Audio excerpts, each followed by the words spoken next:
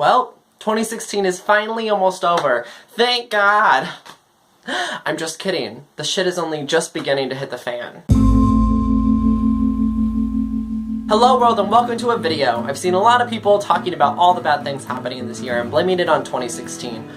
Totally chill to identify the things that happened this year with the year that they happened. However, 2016 did not cause our problems, it's not going to solve our problems, and when 2016 is over, our problems are not just gonna stop, restart, clean slate, let's start neutral and see what happens. 2017 is gonna cure my mental illness, 2017 is gonna make my skin beautiful, 2017 is gonna stop Trump. What I've seen lacking is an actual call to action to make those things happen, because here's the thing, 2017 isn't gonna do that. 2017, if it's gonna do anything, and it's not, because 2017 is just like a time frame that humans made up to make sense of the world, time's an illusion.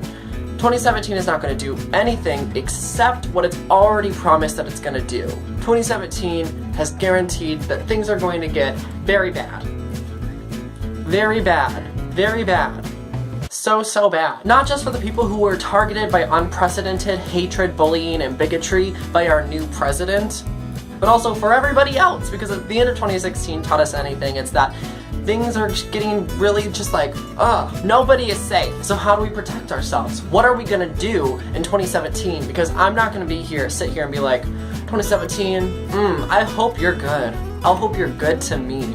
Treat me right, 2017. I've been hurt before, but I'm willing to love again. Because guess what? If we do that, we're gonna get our hearts broken. Luckily, we're human beings, we've got experiences, we've got relationships, we've got skills, ideas.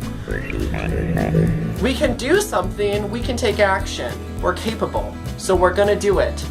Here's how.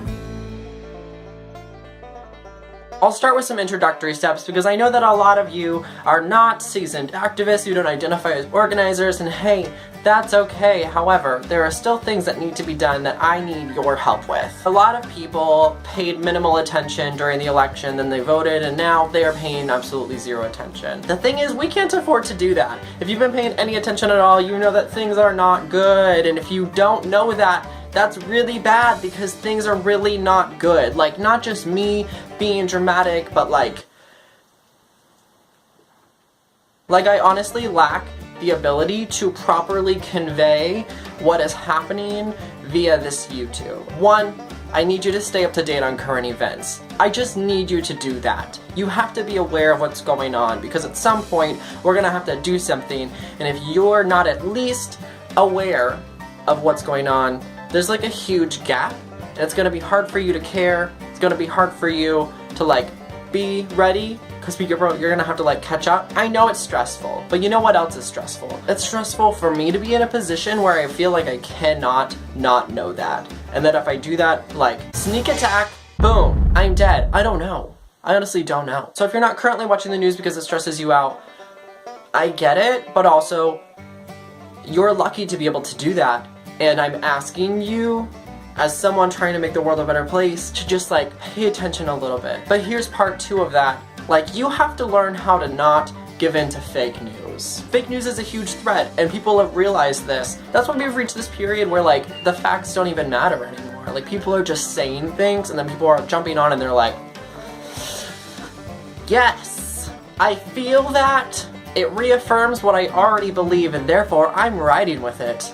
You sharing really ridiculous things was funny on Facebook 3 years ago, but now you not being able to tell that a news source is lying to you straight up is actually dangerous, because literal neo-Nazis and white supremacists are using this to manipulate you. You might not identify with them, but when they put out fake news and then you're just sounds great, I'm not gonna fact check that. You've then taken the side of the neo-Nazis and white supremacists, and there are tough situations, but all you have to do is not give it to fake news. I don't think this falls into a tough situation. This should be pretty easy. I know that technology is new to a lot of people and it's hard online, especially when you're getting your news through Facebook and people are sharing it with you. I know it's hard to detect fake news. I'm gonna put something in the description that will hopefully help you not give into fake news, but there's some pretty basic tips for not giving into fake news. First of all, if it seems really out there, the web page is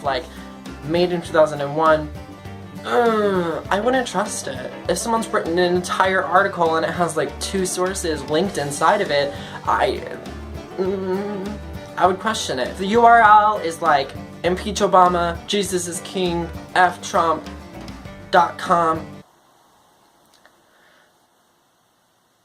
One of the last things I'm going to ask you to do is not normalize the awful things that are happening. What does normalizing mean? It means being like, yo, not that bad.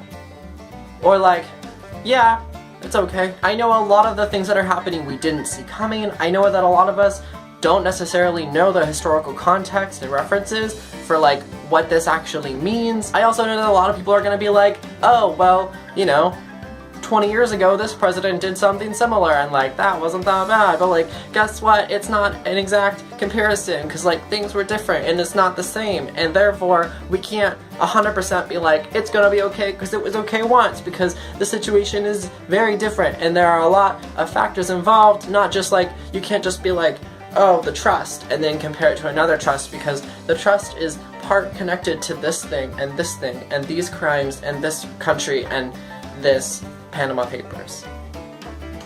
You don't have to cry and stress out all the time. I wanted to at first, but I realized it wasn't very useful. What I like to do is I've been saving a lot of posts on Twitter and on Facebook. You can save posts, and I like to save them because then I know that I have them, so that in my mind I can be like, I know that this is bad.